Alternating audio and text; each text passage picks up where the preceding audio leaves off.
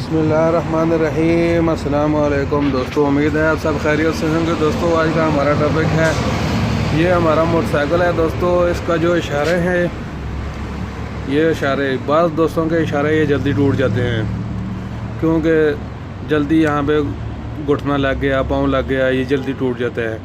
तो दोस्तों आज हम इसका एक इलाज आपको बताएंगे, एक मशवरा आपको देंगे। जो मशवरा हम आपको देंगे दोस्तों, हो सकता है आपके इशारे कम टूटें। तो उम्मीद है आज की वीडियो आपको पसंद आएगी।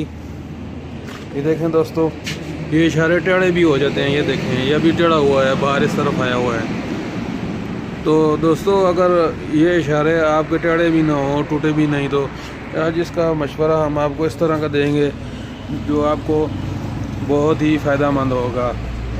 ये देखें दोस्तों, ये आपके इशारे जो लगे हुए हैं, ये सीट के नीचे लगे हैं। ये देखें, ये सीट के नीचे इधर आदमी बैठते हैं, उतरते वक्त टूट जाते हैं, या पाँव लग गया या घुटना लग गया तो टूट जाते हैं।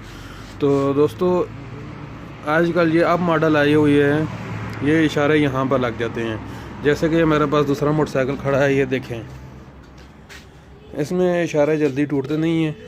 ये वाले ये देखें, ये मोटरसाइकिल के बिल्कुल पीछे लगे हुए हैं।